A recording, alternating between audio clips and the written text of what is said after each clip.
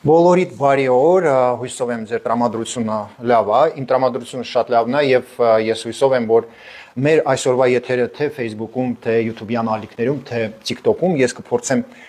մի ժամվա մեջ տեղավորվեմ, որպեսզի մենք կարողանանք նաեւ TikTok-ում տեղադրենք այս եթերը։ Ես հույսով եմ, որ մեր հետևորդները, ովքեր նայելու են այս եթերը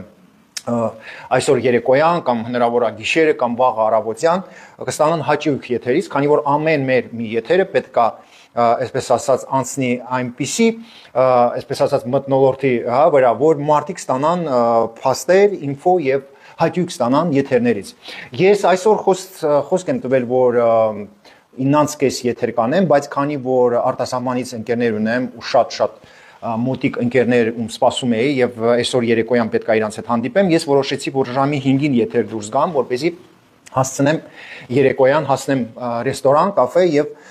շատ կարեւոր հանդիպումներ ունեմ, որը կարևոր է նաև մեր նկարանունների համար։ Ես հիշեցնեմ, որ մեր նկարանունները Եվրոպայում շարունակվելու են, արդեն Իսպանիան մենք նկարեցինք, Իտալիան նկարեցինք եւ հիմա մենք մեր հարգելի ընկերների հետ, օրինակ Էդվինի հետ, Էդվին Մարտիրոսյանի հետ մենք պետքա պատրաստենք մեր պլանը, ոնց ենք մենք նկարելու սյուժեներ Հոլանդիայում։ Եթե ինձ նայելու են, իսկ ես գիտեմ, ինձ շատ ունեմ հետևորդ Հոլանդիայում, մեր Հոլանդիայի հայերը, ասեմ, որ մենք այսօր աշխատելու ենք դրա վրա։ Եվ Հոլանդիայում մեր սյուժեները վարելու է Էդվինը։ Այնպես որ այն մեր հայերը, մեր եղբայրները եւ քույրները, ովքեր աշխատում են Հոլանդիայում կամ ինչ որ գործողություններ են անում կամ նկարիչ են, պարող են եւ բան ունեն ասելու, խնդրում եմ գրեք, մենք անպայման ձեզ նկարելու ենք, Էդվինի հետ գալու ենք նկարենք ձեր մասին, եթե դուք սիրում եք Հայաստանը, դա շատ կարեւոր է, որպեսզի մեր համացանցում դա լինի եւ այն մարդիկ, ովքեր ապրում են ուրիշ երկրներում կամ էլ Հայաստանում, իրանք տեսնեն այդ սյուժեները։ Նաեւ հիշեցնեմ, որ նկարանումները անցնելու է Ֆրանսիայում, կփորձեմ գոնե մի շաբաթ նկարեմ Ֆրանսիայում, որպեսզի հասցնեմ, քանի որ Ֆրանսիայում ահագին բան ունեմ նկարելու, թե Լիոնն է դա, թե Մարսելն է, թե Փարիզն է, բայց կփորձեմ հասցնեմ գուցե 10 օր, տենակ ոնց կստացվի։ Նաև նկարանումները անցնելու է Գերմանիայում, ունեմ ինձ հետևորդներ, ովքեր ինձ հրավիրել են տարբեր քաղաքներից, եւ Լեյպցիգ քաղաքի մասին է խոսքը գնում եւ Գամբուրգ քաղաքի մասին, այսինքն Գամբուրգը հաստատ 100%-ով։ Այնպես որ եթե մեզ նայում են Գերմանիայից, ասեմ, որ եկել է պահը, երբ մենք սյուժեներ ենք նկարելու Գերմանիայում, նաև մեր հայ համայնքի մասին Գերմանիայում։ Եվ նաև դա կլինեն ուրիշ երկրներ Եվրոպայում։ Այնպես որ այդ աշխատանքը մենք կտանենք։ Հարգելի բարեկամներ, ասեմ, որ այսօր մենք շարունակում ենք նկարանումները Արարատյան մարզում եւ դուք այսօր Վիտալի добрый вечер уже, да, можно сказать, կարելի ասել բարի երեկո։ Հիմա մենք շարունակում ենք մեր նկարանումները Արարատյան մարզում եւ ուզում եմ առանձին շնորհակալություն հայտնեմ Արարատի մարզի մարզպետին եւ ընդհանրապես իր խմբին, ովքեր ինձ օգնում են այդ սյուժեները մենք նկարենք, որը շատ կարեւոր են։ Հիմա մենք նկարում ենք Մասիս համայնքը, որտեղ շատ մեծ գործողություններ ա գնում եւ պետությունը խոշոր գումարներ ա ծախսում Մասիս համայնքում, որը շատ կարեւոր է ցույց տալ մեր հետևորդներին, որպեսզի մենք ձեզ հետ միասին տեսնենք ինչքան գործողություններ են անում Մասիս համայնքում։ Ասեմ, որ մայիս ամսում մենք հիմա որոշում ենք որ մարզը նկարենք, այնպես որ հարգելի բարեկամներ, մի քիչ ուշ, մի 2 ժամից հետո ես իմ Facebook-յան էջը սկսելու եմ հարց, այսինքն հարց եմ գրելու, ու այդ հարցը լինելու է ասենց. Ոնց եք դուք գտնում, որ մարզը մենք նկարենք, որ մարզն եք դուք ուզում, որ մենք նկարենք, օրինակ ես 3 հատ տարբերակ եմ գրելու, Կոտայքի մարզ, Սյունիքի մարզ, Թավուշի մարզ։ Եվ եթե մեծամասնությունը գրեն մենք ուզում ենք որ Թավուշի մարզը նկարենք Ռոման ջան ցույց տակ, ուրեմն Թավուշի մարզն եք ցույց տալու։ Եթե մեծամասնությունը գրեն որ մենք ուզում ենք Սյունիքի մարզը նկարենք, ուրեմն մենք Սյունիքի մարզն եք նկարելու։ Այնպես որ այս անգամ որոշումը հանելու են մեր հետևորդները, ասեմ որ մենք Արագազոտի մարզը 3-4 ամիս ցույց տվեցիք, քանի որ առաջ ահագին բողոքներ կար, որ Արագազոտի մարզը քիչ եք ցույց տալիս, ահագին ցույց տվեցիք Արագազոտի մարզը, հիմա ցույց ենք տալիս Մասիս համայնքը, որը մտնում է Արարատի մարզի մեջ եւ հաջորդ մեր նկարանումները ես գտնում եմ որ պետք է լինի Սյունիքի մարզում կամ էլ Թավուշի մարզում կամ Կոտայքի մարզում եւ որոշումը դուք եք կայացնելու, ես մի քիչ ուշ մի 2 ժամից հետո այդ հարցը կգցեմ եւ այդ կոմենտները մեծ մասը, որը մենք կկարդանք, եթե օրինակ մեծամասնությունը ասեն Կոտայքի մարզ, ուրեմն Կոտայքի մարզն էլ մենք նկարելու ենք։ Ահագին հարցեր ա գալիս, դե ամեն օր համարյա մենք Messenger-ում, թե անգլերեն էջում, թե ռուսական էջում, թե Telegram-յան ալիքներում հարցեր ենք ստանում, նաեւ TikTok-ում ուզում եմ շնորհակալություն հայտնեմ իմ հետևորդներից, 3 ժամ առաջ նոր սյուժե եմ ես գցել համացանց, դրա մասին որ մեզ հերոս չունենք, այն մարդկանցից, ովքեր իրանց հերոսի անուն են տալիս, հերոսները մեզ շատ ունենք, բայց այն հերոսները, որը իրոք հերոսներ են, իրանք մենք չենք տենում, իսկ այն մարդիկ, ովքեր հերոս չեն, իրաց հերոսի տեղ են դրել եւ խաբում են մեզ։ Այդ սյուժեն անգլերեն էջում համարյա 300 ռեպոստ արդեն հավաքեց անգլերեն էջում, համարյա 100 ռեպոստ ռուսական էջում, ահագին նայեցին TikTok-ում, այսինքն 2 ժամում TikTok-ում արդեն 7-8000 պրասմոտր հավաքեց։ Այնպես որ 3 ժամում 350 ռեպոստ արդեն ունենք եւ շնորհակալ եմ բոլորիդ դրա համար։ Ուզում եմ մի քիչ աչոտ տամ մեր վերջի ամսվա աշխատանքի մասին եւ շատ կարեւոր ինֆորմացիա է լինելու այսօր եթերում։ Տեսեք, մի ամսից շատ անցավ ժամանակ, երբ ես եթերում ձեզ պատմեցի դրա մասին, որ քննչական կոմիտեի դեմ հավաքված ղարաբաղցիները, ովքեր պատմում էին մի հատ Ղարաբաղցու մասին, որ իբր իրան ծեծել են, ուզում էին բռնաբարել Վանաձորի ոստիկանները, որ իբր ինքը սուրբ է, մեր շնորհիվ, իմ շնորհիվ եւ ձեր շնորհիվ այդ պրովոկացիան չի անցել եւ ես ուզում եմ շնորհակալություն հայտնել բոլորին եւ YouTube-յան ալիքում մեր հետևորդներին եւ Facebook-յան ձեր շնորհիվ եւ իմ շնորհիվ այն ինֆորմացիան, որ ես տարածել եմ, որ այդ տղան անցնում է տարբեր քրեական գործերով եւ Զորի Բալայանի բարեկամը պրովոկացիանում, ստացվեց նենց, որ մենք մի օրում նենց արեցինք, որ ոչ մի դեպքում էլ ոչ մեկ չի մտածում, որ այդ մարդիկ ճիշտ բաներ են ասում։ Ես ուզում եմ ընդգծեմ, որ եթե դուք չլինեիք, այսքան ինֆորմացիա YouTube-ում եւ Facebook-ում եւ TikTok-ում չէր տարածվի։ Եվ տեսեք, մենք ինչքան ենք հզոր եւ ուժեղ, որ մենք կարողացանք համացանցում տակ ճիշտ ինֆո եւ այդ պրովոկացիան, որը եղել է քննչական կոմիտեի դեմ, ես ինքս ձեզ հետ միասին սարքել եմ 0, ես խայտարակ եմ արել այդ խումբը, ցույց տվեցի, որ այդ տղան, այդ Ղարաբաղցի տղան հարձակվել է Ղարաբաղցի կնգավրա Վանաձորում Լորի մարզում, անցնում է տարբեր քրեական գործերով, որը բացված է եղել Ղարաբաղում եւ մենք ջարդեցինք այդ պրովոկացիան։ Դրա համար ուզում եմ ձեզ շնորհակալություն հայտնել։ Նաև ուզում եմ հիշեցնել, որ դուք եւ ես մինտեղ մենք շատ ուժեղ տարածեցինք ինֆորմացիան Քյոխի մասին եւ հարգելի բարեկամներ, փաստորեն Քյոխ անունով, Քյոխ Փոթանոնով եւ Կարեն Ջալաբյան հրամանատարը դրանից հետո երբ մենք տարածեցինք եթերը Քյոխի մասին, դրանից հետո էլ չի գնացել Գյումրի։ Այսինքն եթե միջև մեր եթերը 2, 3, 4 անգամ Քյոխը գնաց Գյումրի, մասնակցեց ինչ-որ միտինգների, այդ որ Վարդանիկի այդ ընտրությունները եղել է։ Ինչ եմ ասում Վարդանիկը, քանի որ ցավոք սրտի ինքը ընտրվեց։ Բայց եթե չլինեիք դուք եւ ես, պատկերացրեք, որ ինքը կշարունակեր գնալ դեղ եւ մարդկանց, չգիտեմ, հեքիաթներ պատմել, այսինքն այնքան ուժեղ ենք մենք ձեզ հետ միասին, որ Կարեն Ջալաբյանը մեր եթերից հետո ել չի գնացել Գյումրի։ Եվ սա մեր աշխատանքի արդյունքն է, որը շատ բարձր մակարդակի վրա է, եթե ես կարողանում եմ մի հատ եթերում, 0 սարքեմ, մի հատ սուտասան մարդ, իսկ ես ասեցի չէ, որ այդ մարդը սուտ է ասում։ Եվ ես շնորհակալ եմ, որ իմ հետևորդս լսելով ինձ, դիսվում այդ եթերներով, տարածում այդ եթերը եւ այո, մենք բոլորս միասին ազդում ենք այդ մարդու վրա։ Սա մեծ աշխատանք է եւ ամեն անգամ ես զարմանում եմ, ուրախանում եմ, բայց այո, զարմանում եմ, որ ինչ արդյունքներ է բերում մեր աշխատանքը։ Նաեւ ասեմ, որ մի ամիս առաջ ես եթեր եմ արել, որը տարածվել է 1 միլիոն պրասմոտրից ավել է հավաքել եւ 1 միլիոնից ավել պրասմոտրը դա իմ մտածելով այսօր վերին շատ հոյակապ, արդյունքա, քանի որ սա ոչ խմբակրություն արել, ոչ կայք արել, ոչ հերոստահալիք արել, սա արել ենք մենք ձեզ հետ միասին։ Երբ Ղարաբաղցիները մարտի վերջում Ղարաբաղցիներին օգտագործում էր ռուսները եւ Ղարաբաղյան կլանը եւ հանում էր իրանց միտինգի, ես եթեր արեցի 1 միլիոնից շատ պրասմոտր հավաքեց։ Գիտեք, այն կոմենտները, որը թողել եք դուք անգլերեն էջում, խմբերում, տարբեր կայքերում, YouTube-յան ալիքներում, TikTok-ում եւ նաեւ իմ ռուսական էջում մոտավորապես 11000 կոմենտ եթերի տակ թողեցիք դուք, իսկ դուք պատկերացնում եք 11000 կոմենտը, երբ մարդիկ տենում են նույն Ղարաբաղյան կլանի ներկայացուցիչները, ոնց է իրաց կներեք հետևը մռմռում, եւ ես հասկանում եմ, որ 11000 կոմենտը, որը թողել են մեր հայ եղբայրները եւ քույրերը մեկ եթերի տակ, սա ամենամեծ, այսպես ասած, աշխատավարձն է ինձ համար։ Սա մեծ գումար է։ Обязательно в Германии будем более позже об этом скажу. Սա մեծ քանակ է, 11000 11000 կոմենտ, որը գիտեք ինչ, ամեն մի կոմենտը ինձ համար մանավանդ սա կոմենտները 99%, 99, հա, այսպես բան, սոտեղ սա եղել է պաշտպանել են ինձ եւ ասել են Ռոման ջան, դու ճիշտ ես։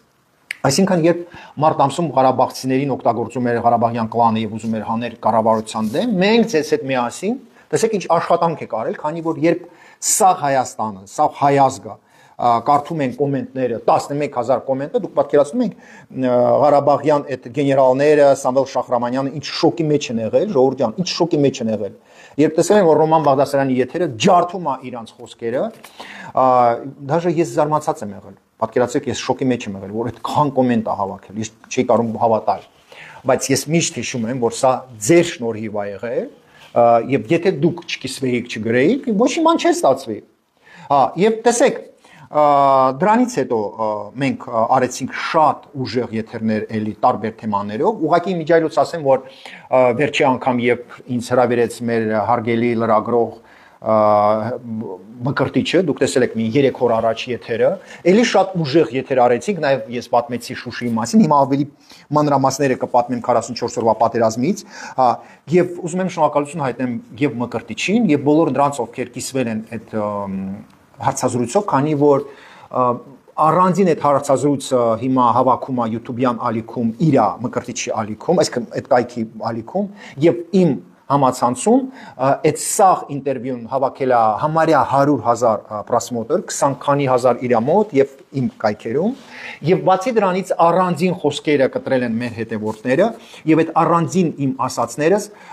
այս դրությամբ հավաքվում է մոտ 250,000 մարդ նայել է, մոտ 250,000 մարդ նայել են մենակ առանձին այդ մասերը, հա, հարցազրույցի եւ Ըստ խոսակ դրա մասին, Աննա ջան, եւ առանձին այդ վիդեոները։ Հիմա տեսեք, տարբեր մարդիկ կարդում են տարբեր բլոգերներին, ուզում եմ սկզբից ասեմ, որ հարգելի բարեկամներ, մենք ձեզ հետ միասին ոնց 7-րդ տարին խոսում եք տարբեր հանցագործների մասին, խնդիրների մասին, մենք խոսել ենք եւ խոսելու ենք եւ կապ չունի ով է բողոքում ինձ վրա, լինի դա ինչ որ գեներալ, լինի դա ինչ որ Ղարաբաղյան չինովնիկ, լինի դա Քոչարյանական, լինի դա դաշնակ, ամեն մեր բառը մենք շարունակելու ենք ասել եթերներում եւ մեր աշխատանքը շարունակվելու է եւ դա պետք է մենք անենք հանգիստ վստահ ոնց արել եք այս 6 տարին, հա։ Հիմա տեսեք, դուք ասում եք, որ տարբեր իմիջիալոց ասեմ, որ ոչ մի բլոգեր ուրիշ երկրից, ուրիշ ազգի բլոգեր, լինի դա կազախ, լինի դա եվրեյ, իրանք ինձ չեն ճանաչում եւ եթե իմ դեմ ինչ որ բաներ են խոսում, մենակ դրա համար, որ իրանց ինչ որ մեկը գումար է տալիս եւ խնդրում է ինձ քննադատի։ Օրինակ հիմա ինչ որ բլոգեր Ղազախստանում, հա, քննադատում է ադրբեջանցիներին, լավ անում, բայց այդ մարդու հետևից ինքը անվճար դա չի անում, այսինքն մեզ անվճար Ղազախստանում ոչ մեկ չի պաշտպանում եւ այդ բլոգերը Ղազախստանում, որ առանձին գումար են իրան տալիս, ասում են Ռոմանին քննադատի։ Սա նորմալ է։ Տեսեք, դուք պետք է միշտ հիշեք եւ մենք դրա մասին ահագին անգամ ասեցիք։ Դուք մի մտածեք, թե առանձին բլոգերներ, հա, ինձ ատում են կամ ես իրancs համար թշնամի եմ։ Տենց բան չկա։ Այդ բլոգերները, եթե ինձ քննադատում են, ուրեմն իրանց հետևից կայնած այդ Ղարաբաղցին, մեծ մասը Ղարաբաղցիներն են, Ղարաբաղյան կլանի ներկայացուցիչները, իրանք ընտրեցին ինձ քննադատեն։ Ես թքած ունեմ դրա վրա, եւ այնպես որ դաժե խնդրում եմ ինձ չգրեք, այս մեկը սենց ասեց, այն մեկը չենց ասեց, այս անգամ համարյա ոչ մեկ չի գրել եւ խոսում է դրա մասին, որ դաժե մեր հետևորդները արդեն այնքան իմաստուն են եւ այնքան խելոքացել են եւ իմ չեն ուզում իմ ժամանակս, որ ես կորցնեմ դրա վրա։ Եթե ինչ որ եվրեյ բլոգեր որ աշխատում է Ռուսաստանի վրա եւ Փոխերաստանում Ղարաբաղյան կլանից, բանագրումի մասից դա ինձ վրա չի ազդում ընդհանրապես, եւ դուք տեսնում եք 3 ժամ առաջ ես սյուժե եմ գցել, որը տեսեք ինչ խոշոր տարածում է, չէ, եւ այնտեղ ես խոսում եմ գեներալների մասին, Ղարաբաղյան կլանի ներկայացուցիչների մասին։ Այնպես որ այդ բլոգերները, ովքեր գումարներ են ստանում, որպեսզի իմ մասից գրեն, իրանք ոչ մի ձևի ինձ վրա չեն ազդում։ Եվ ոչ մեկ չի կարա մեր ձենը, իմ ձենս փակի եւ ոնց ես խոսացել եմ այս 6 տարին, նենց էլ խոսալու եմ։ Հիմա ինչ մնաց քնչական կոմիտեն։ Քնչական կոմիտեն ոչ մի հարց ինձ չի տվել, առաջինը, երկրորդը, քնչական կոմիտեին եթե ինչ-որ մեկը բողոքում, այնքը պարտավոր է ուսումնասիրի այդ բողոքը, դա չի նշանակում, որ քնչական կոմիտեն ինձ գտնում է, որ ես մեղավոր եմ, իսկ Ղարաբաղյան կլանը սուրբ տղերք են, եւ քնչական կոմիտեին հոյակապ գիտեն, որ 6 տարի իմ հետևից ընկած են այդ բոլորը, ցավոք սրտի ես հիմա չտեսա, որ քննչական կոմիտեն գոնե մի հատ հանցագործ, հա, պատժի այն մարդկանցից, ովքեր իմ մասին են խոսում, գուցե չեն կարող փաստեր գտնեն, ես չգիտեմ, պատճառը որն է, գուցե չեն ուզում, բայց եթե քննչական կոմիտեն լինի իրան հարցեր իմ որ ուզում է ինքը ինձ տա եւ քննչական կոմիտեն եւ դատախազությունը եւ ԱԱՑ-ն եւ ոստիկանությունը եւ կառավարության անդամները եւ падգամավորները այսինքն բոլոր մարդիկ ովքեր աշխատում են պետական համակարգում 24 ժամ օրվա ընթացքում իրանք ունեն դոստուպ որին զանգեն կանչեն եւ լուբոյ իրանց հարցին պատասխանը ես տալու եմ, քանի որ այդ մարդկանց հարգում եմ իրանց աշխատանքը, կապ չունի ով է քոչարյանական, ով է պետության կողմին, հա, բայց եթե իրանք ինձ կանչեին կամ հարց տային, ես միշտ իրանց հարցերին կպատասխանեմ, բայց նենք չի որ մեր քննիչները կամ քննչական կոմիտեն Մարսից իջելա ու պետքա լսի ինչ որ բլոգեր եվրեյ, հա, ով աշխատում է ղարաբաղցիների վրա, կամ էլ նենք չի որ մեր քննչական կոմիտեն չի իմանում, որ դաժա քոչարյանականները եւ դաշնակները այնքան տականք են, որ գիտեք դաժե զոհված ընտանիքներն են օգտագործում բլոգերի դեմ։ Գիտեն թե դրանով կարան ինձ հաղթեն։ Ես ուզում եմ պատմեմ ձեզ մի հատ պատմություն, որը եղել է 2 տարի առաջ։ Հիշում եք, որ դատախազության դեմ հավաքվել է մի խումբ զոհվածների ընտանիք, եւ դրանց մասին Civic-ը գրում էր, որ այդ զոհված ընտանիքները, ովքեր պայքարում են վարչապետի դեմ, ստացել են տներ, խոշոր գումարներ, այնպես որ ցավոք սրտի մեզ Հայաստանում ունենք առանձին զոհվածի ընտանիքներ, ովքեր փող են ստանում եւ թքած ունեն իրանց տղու վրա ունենք ցավոք սրտի զոհվածների ընտանիք որ իրանց տղուն անունը վաճառում են եւ փող են գրփում հա զոհված տղի վրա ցավոք սրտի սա փաստ է եւ դուք բոլորը դա գիտեք ժողովուրդ ջան իսկ իմիջիալոց եթե մենք խոսում ենք զոհված ընտանիքների մասին ես վերջի եթերում как раз պաշտպանում է այն մարդկանց ովքեր ում երեխում սպանել են Ղարաբաղում Քոչարյանի եւ Սերժի ժամանակ եւ ուզում եմ մանրամասները ասեմ որ ես ասել եմ եթերում գուցե սա ինֆորմացիան չեմ տվել քանի որ չեմ հասցնում ավելացնեմ հիշեցնեմ ինչ եմ ասել եւ ավելացնեմ ես ասեցի դրա մասին որ Քոչարյանի եւ Սերժի ժամանակ զոհվածների ընտանիքները խնդրում են որ քննչական կոմիտեն գործ հարուցի այն սպաների վրա Ղարաբաղում ովքեր սպանել են իրանց տղաներին ինչի են սպանում Ղարաբաղում զինվորներին Հայաստանից տարբեր պատճառները ես ասեցի դրա մասին որ մոտ 70 դեպքում 35 տարում դա եղել են բռնաբարության հարցերը նաև ինձ հետ կապնվել է զոհված ոչ թե զոհված այլ սպանված տղաների մայրը եւ ինձ ասել է որ նաև իր տղան օրինակ եւ ես իրան հավատում եմ տեսել է որ բենզինը գողանում են եւ ղարաբաղցիները սպանել են իրան տղուն այսինքն պատճառները տարբեր է բայց այն որ մեր տղաները երբ ծառայում են Ղարաբաղում, երբ տեսնում են որ բենզին են գողանում Ղարաբաղի գեներալները, զենք են գողանում եւ ասում են ինչի եք դա անում, իրանք սպանում են։ Այսինքն պատճառները տարբեր է, երբ ես նկարացույց եմ տվել, առանձին ծնող ինձնից հարցրել է, բայց մեր տղան ուրիշ պատճառով է սպանվել, ես չեմ ասել կոնկրետ ինչ որ առանձին հա սպանված տղու մասին։ Ես խոսում եմ բոլոր տղաների մասին, որ մի մասը բռնաբարել են, մի մասը տեսել է որ բենզին են գողանում եւ այլն։ Բայց փաստը դա է։ Իմ ասածներս ես ուզում եմ կրկնել, որ ես վստահ եմ եւ կա այդպես բան, որ Ղարաբաղի սպան բռնաբարել է Հայաստանի զինվորին եւ որպեսզի դա չբացվի տարբեր ձևերով կարա ասի ադրբեջանցին սպանել, ինքը խփի вообще իրանք գիտեն ոնց անեն, որ ինքը իրան կրակի գրեն, որ իբր ինքն է իրան կրակել, բայց կարա սպան ինքը կրակի ու ասի ինքն է իրան վրա կրակել։ Այնպես որ դա հաստատ տենց է։ Եվ այո, ես դա ասել եմ տարբեր պատճառներով սպանել են այդ զինվորներին։ Եթե մենք խոսում ենք ընդհանրապես պայքարի մասին, մենք 7-րդ տարին մեր համացանցում պայքարում ենք հանցագործների դեմ, տեսեք Արկադի Ղուկասյանը իր եղբայրը ունի 48 օբյեկտ իր ընտանիք, Արկադի Ղուկասյանի ընտանիք ունի 48 օբյեկտ Հայաստանում։ Եվ երբ ես մի տարի առաջ TikTok-ում հոլովակ եմ գցել, որ այդ ընտանիքը աղի հանքերն է իր ձեռը Աբանի եւ այլն, կոնկրետ, չգիտեմ ովքեր հարձակվել են այդ ռոլիկի վրա TikTok-ում եւ այդ ռոլիկը փակվեց։ Ինչի, քանի որ հաստատ Արկադի Ղուկասյանի ընտանիքից գումար են տվել բոտերին, որպեսզի իմ վիդեոս ջարդեն։ Եվ դուք գիտեք, որ համարյա ամեն ամիս հարձակում են իմ էջերիս վրա, դա անում են Ղարաբաղյան կլանի ներկայացուցիչները, դա անում են ռուսները, դրանք պայքարում են իմ դեմ ամեն ձևի, որպեսզի իմ բերանս փակեն։ Ուզում եմ նորից հիշեցնել, որ մենք 7-րդ տարին քննադատում ենք ղարաբաղցիներին, այն ղարաբաղցիներին, ովքեր հանցագործ են, եւ մենք չենք քննադատում լավ ղարաբաղցիներին։ Մենք քննադատել ենք եւ մենք քննադատելու ենք բոլոր ղարաբաղցիներին, ովքեր հանցագործ են, վատություն են անում Հայաստանի Հանրապետության, ովքեր աշխատում են ռուսների վրա եւ բոլոր այն ղարաբաղցիներին, ովքեր փախել են, դավաճանել են մեր զինվորներին, ոչ մի բան իմ եթերներում չի փոխվելու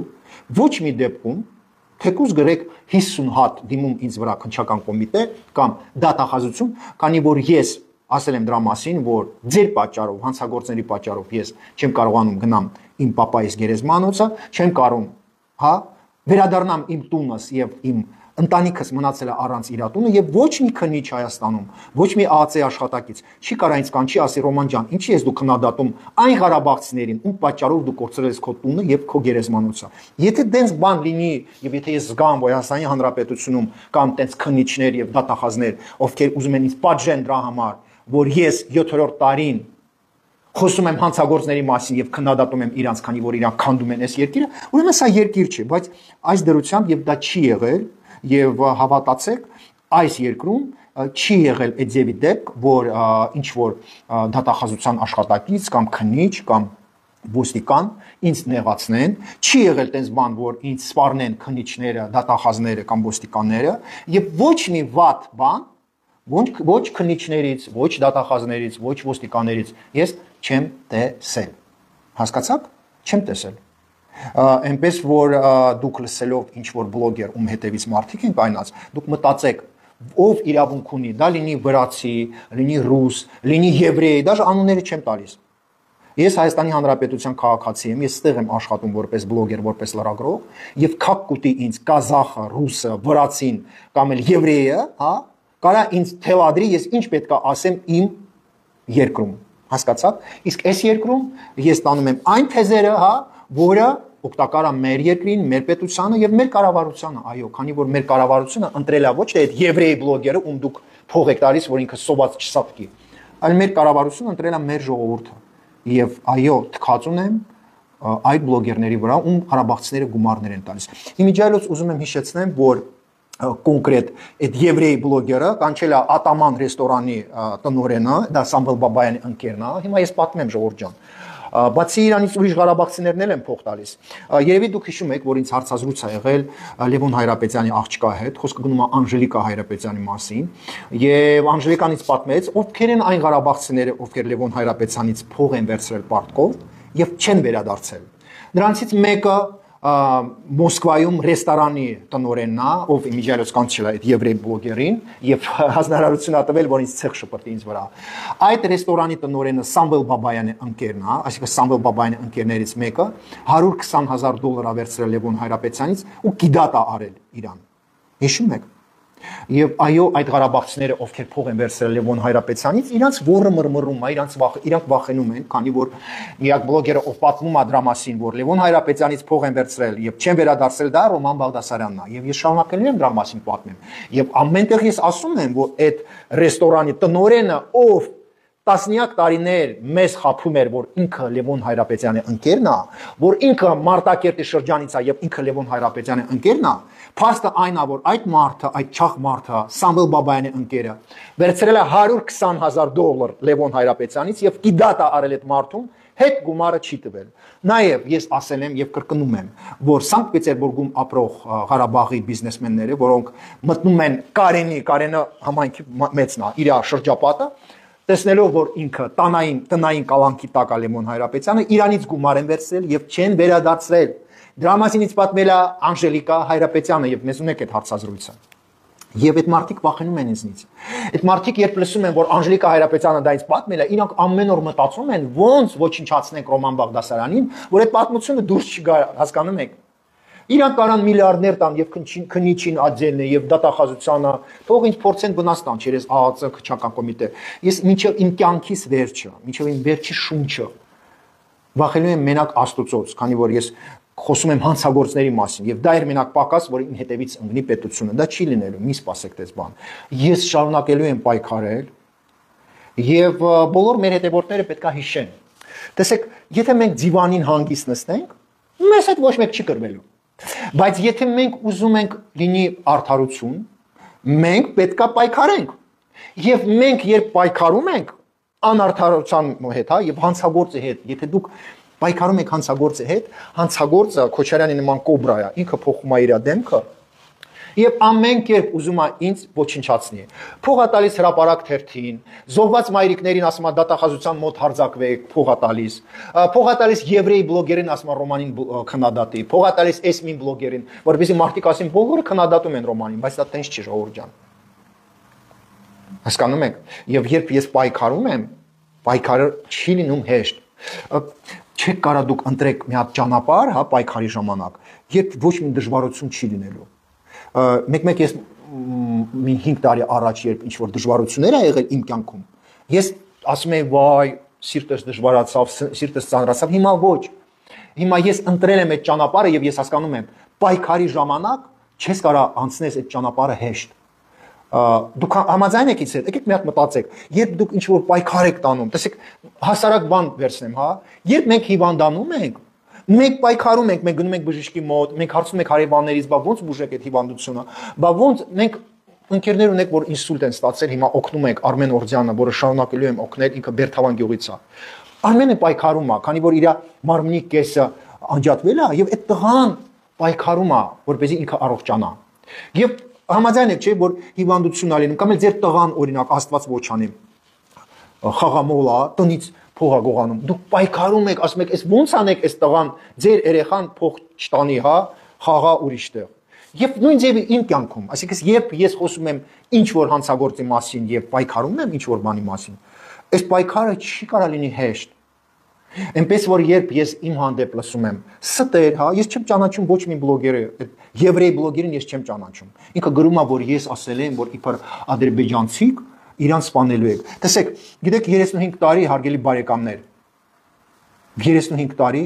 մեզ ամեն ինչ են անում, որ թարախցեն մեր մեջի, որ մենք ադրբեջանցուն վիրավորենք, ադրբեջանցին մեզ վիրավորի, եւ մեզ ունենք ժողովրդի մեջ մի մասը, ովքեր գտնում են, որ այն բլոգերները, ովքեր ցեխ են շփորտում ադրբեջանցու վրա, իրանք հայրենասեր են։ Դա տենց չէ։ Ես իմ համացանցում միշտ տարել եմ այդ թեզը, որ մենք պետք է ամեն ինչ անենք, որ պատերազմ չլինի, որպեսզի մեր սահմաններում մեր տղերքը չզոհվեն, եւ ես տանում եմ այն թեզը, որը տանում է Հայաստանի Հանրապետության կառավարությունը եւ Հայաստանի Հանրապետության վարչապետ Նիկոլ Փաշինյանը։ Ես կրկնում եմ նա,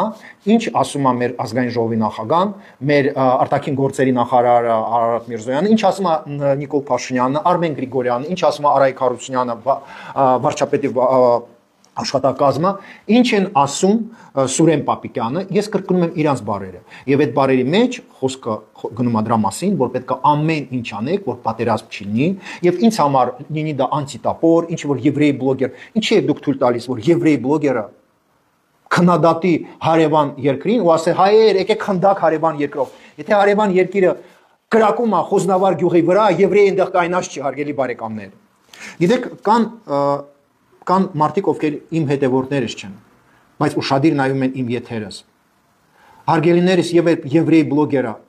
ձեզ ասում է, որ ատեք Ալիևին Ադրբեջանին, եւ Ալիևը երբ կրակում է Խոզնավար գյուղի վրա, ով է տուժվում։ Ով է տուժվում, եթե դուք ինձ չեք ճանաչում, եթե դուք իմ հանդեպ վատ եք վերաբերվում, ես ուղղակի ձեզնից հարցնում եմ։ Երբ այդ Բելա անունով կապիկ աղջիկը քիթը սրբում է ադրբեջանական դրոշով, ով է տուժվելու դրա համար։ Մեր սահմանում կայմած տղերքը։ Մեզ ունենք 171 գյուղ սահմանում, եթե դուք ինձ լսում եք Ռուսաստանում, Ֆրանսիայում, Ամերիկայում։ Ինչի պետք է ես Ռոման Բաղդասարյան, ով հնարավորություն ունի թռնի տարբեր երկրներ, հանգիստ ման գա Հայաստանով, ինչի պետք է ես մոռանամ, որ իմ սահմանում կայմած է զինվորը, ում մայրը սպասում է, որ ինքը հետ գա առողջ։ Մեր բոլոր սահմանում կայնած են տղամարդիկ, ում ծնողները աղոթում են իրանց համար։ Եվ դրա համար ես չեմ ուզում կռվեմ ադրբեջանցիների հետ։ Ես չեմ ուզում իրանց վրա ցեղ շպրտեմ, որպեսզի իրանք կրակեն մեր տղերքի հետ։ Ամեն այդ դրոշ վարելը, ամեն անեծքը ադրբեջանցու հանդեպ վերում է մենակ մեզ մահ, արտասունք եւ զոհեր։ Դա չի նշանակում, որ մենք պետք է լինենք թույլ, ոչ։ Բոլոր այս տարիները ես ահագին աշխատանք եմ տանում, որ Հայաստանը ավելի շատ փող աշխատի, ավանդներ բացեն, տուրիստներ գան։ Եթե դու ուզում ես, որ Հայաստանը լինի ուժեղ եւ մեր հայ ազգը լինի ուժեղ, պետք չի անիծել ադրբեջանցուն, պետք չի իր հետ կռվել, պետք չի իր դրոշը վարել, հարգելիս, հանգիստ եղի ու թողի այդ աշխատանքը տանի կառավարության անդամների։ Իսկ դու, հարգելի հայեր, դուք նալոգներ մուծեք, բերեք փող ծախսեք Հայաստանում, դա ձեր գործը չի, թող կառավարությունը զբաղվի։ Ինչ պետք է ասի ադրբեջանցին, ինչ պետք է չասի։ Եվ ես ուզում եմ դիմել բոլոր մեր հայերին, մտածեք մի հատ, ով է ձեզ համար ավելի մոտիկ։ Ես ով ասում եմ, եկեք մենք հարևանի հետ ինչքան էլ դժվար լինի, եկեք խոսանք ժողովուրդ, եկեք խոսանք։ Ես եւ դուք, մենք սիրում ենք չէ կյանքը, մենք ուզում ենք ապրել, չէ։ Բոլորն են ուզում ապրել։ Ամենաուժեղ զինվորը, ամենաուժեղ սպան, ամենահզոր սպան, ամենահզոր զինվորը ուզում է ինձ նման եւ ձեզ նման ապրի։ Ու ամենաուժեղ բլոգերը, ով ամենաշատը սիրում է ձեզ, ամենաշատ սիրող ձեզ լրագրողը, այն բլոգերն է, այլ լրագրողն է, կոնկրետ ես եմ դա Ռոման Բաղդասարյանը, ով ուզում է որ ձեր տղան չզոհվի, ով ուզում է որ մեր յուղերի վրա չկրակեն, ով ուզում է որ ճանապարհները բացվի եւ դու լինես հանգիստ, չմտածես որ այդ ճանապարհով տանկ է գալիս, այլ այդ ճանապարհով թող ավտո գնա, մեկը մեկից ոչխար առնի, բենզին առնի եւ մենք կարան գոյատևենք։ Ես այսօր ինձ զրույց ա եղել մի հատ շատ իմ լավ ընկերոջ հետ, ով ասեց ես Ռոման ջան, դու այսքան աշխատում ես, այն հետևորդները ով քեզ հասկանում են Ռոմ, իրանք քեզ հետ են։ Բայց դու վստահ ես, որ այն մարդիկ, ովքեր քոչարյանական են կամ անսիրտ են, իրանք քեզ հասկանում են։ Գիտեք ինչի, այո, ես հույս եմ պահում, որ իմ աշխատանքս էֆեկտիվ է։ Ես չգիտեմ, գուցե ես միամիտ եմ, բայց այո, ես եթե պայքարում եմ, ես չեմ կարա պայքարեմ առանց հավատ։ Ես չեմ կարա պայքարեմ առանց հավատալ, որ ես կարամ այս եթերով 5 հայ, 10 հայ իրանց բացատրեմ, ժողովուրդ, որ եթե դու ուզում ես լինի ուժեղ Հայաստանը, ասա, որ մի վառեք այդ դրոշները Ադրբեջանի եւ Թուրքիայի, մի կրվեք հարևան ժողովրդի հետ, մի անիծեք իրանց եւ իրանց մեջ պետք չի մենք ատելություն, հա, ստեղծենք եւ դրանով մենք պետք է աշխատենք, որ ադրբեջանցին էլ մեզ չատի, մեր հանդեպ վատ խոսքեր չասի, այո, բայց սա աշխատանք է ժողովուրդ, աշխատանք է։ Եթե քեզ վրա ինչ-որ մեկը գորգորում է, եկեք մենք չպատասխանենք, այլ մի հատ հասկանանք, ինչի է այս մարդը մեզ վրա գորգորում։ Ինչա իր պատճառը, որ ինքը քեզ անիծում է։ Այսօր այն ղարաբաղցիները, ովքեր օգտագործում են այդ ատելության խոսքը, մեզ վրա 35 տարի փող են աշխատել, ու այդ ղարաբաղցիները տականք են, ովքեր մեզ, հա, ամեն ինչ արել են, որ երկու ազգը կռվի։ Մենք Ղարաբաղում հոյակապ ապրում ենք հոյակապ։ Եվ 88 թվականից հետո մենք Ղարաբաղում տեսանք ինչ կատարվեց։ Հիմա անցնենք մենք շատ կարևոր զրույցին, որը լինելու է 44 օրվա պատերազմի մասին։ Շատ կարևոր հիմա զրույցներ է գնալու եւ ես ուզում եմ, որ եթե դուք նայել եք 9 ժամի կամ 10-ին, եթե խնդրում եմ, եթե դուք մի քիչ ուշ եք նայում իմ եթերս, հիմա նայում է 148 հոգի, եթե դուք նայեք 11-ին կամ 10-ին, խնդրում եմ գրեք ձեր կարծիքը անպայման, որպեսզի մենք ֆիքսենք ձեր կարծիքը։ Եվ նրանք, ովքեր հիմա նայում են, եթե կարելի է կիսվեք այս եթերով, որպեսզի ավելի շատ մարդ նայի այս եթերը։ Անցնենք 44 օրվա պատերազմին, սկսենք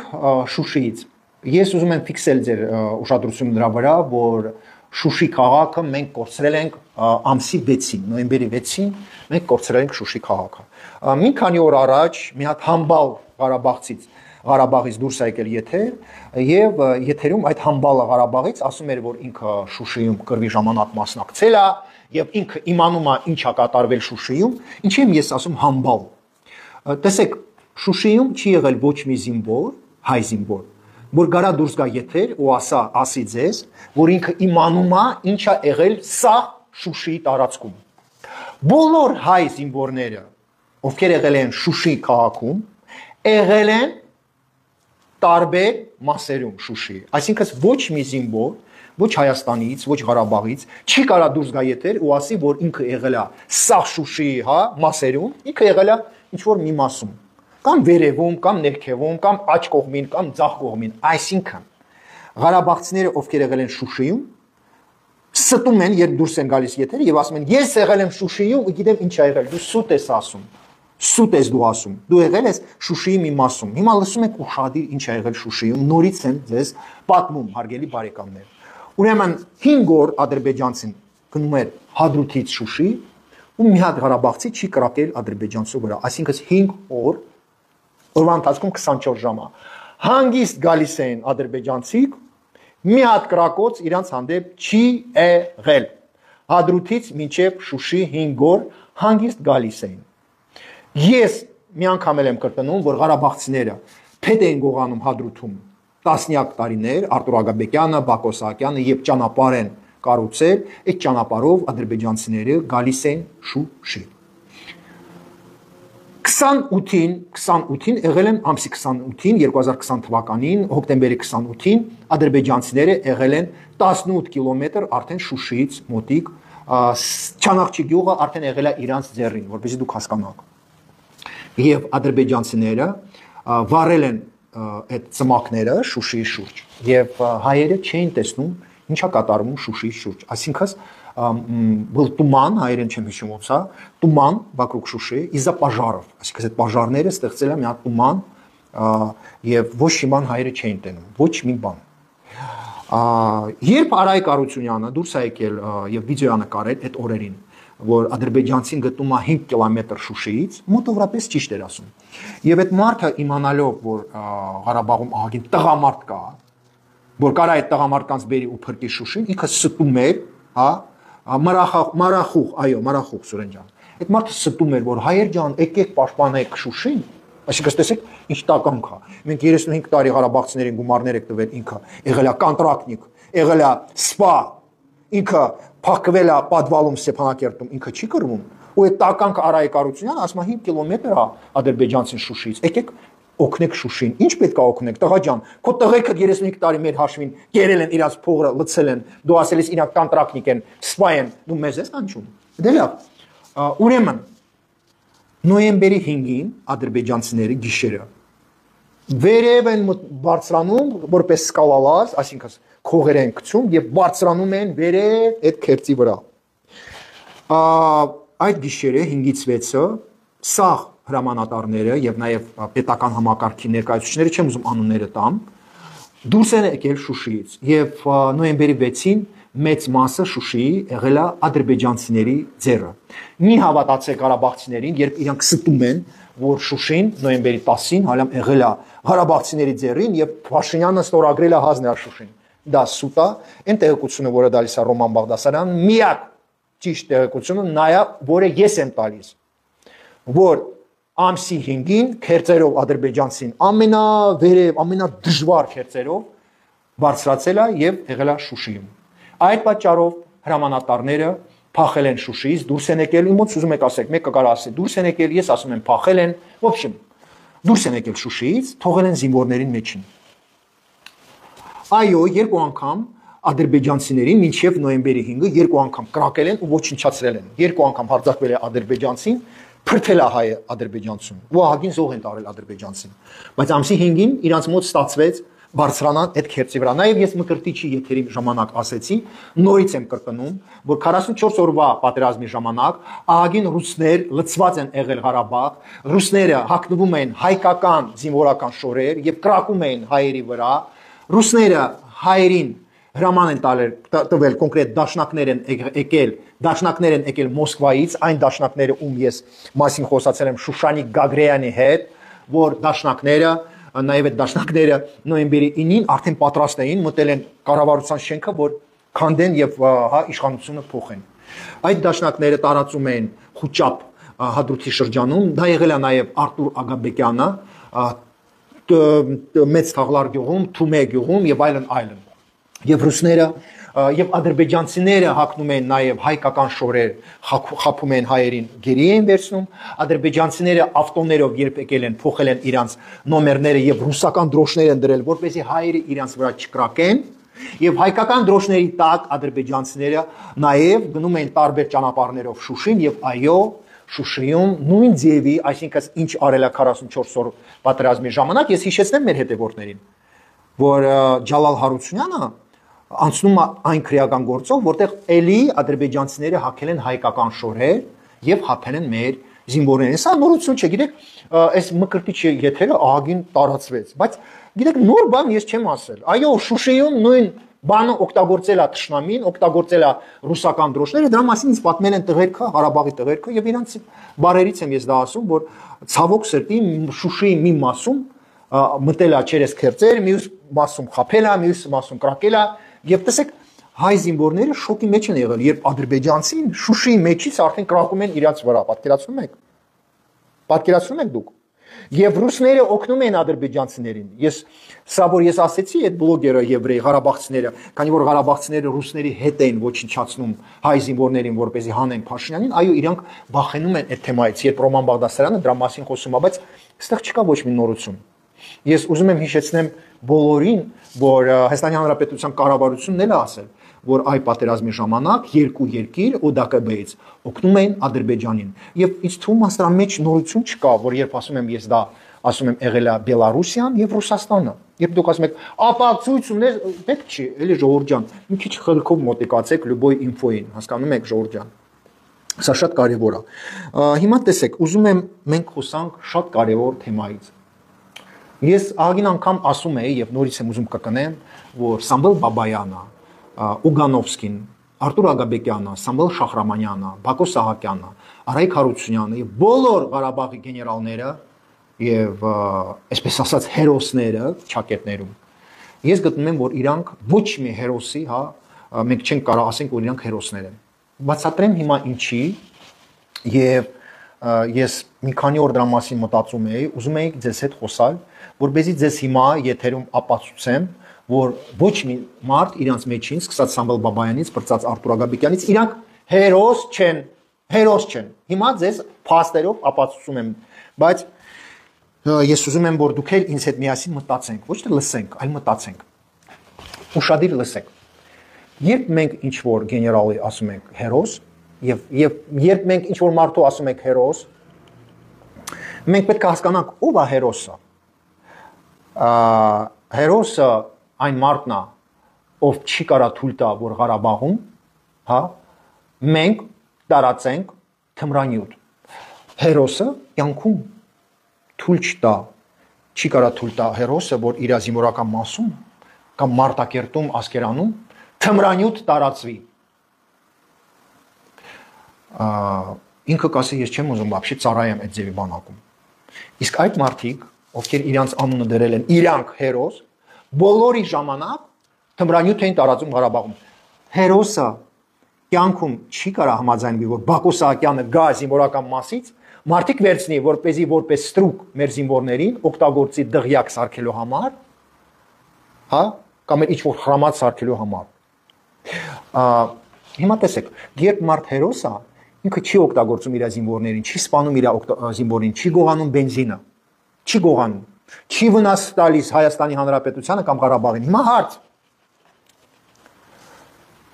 Կարա Ռոբերտ Քոչարյանը, Սերժ Սարգսյանը,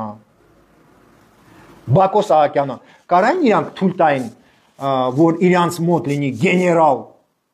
գեներալ-մայոր, գեներալ-լեյտենանտ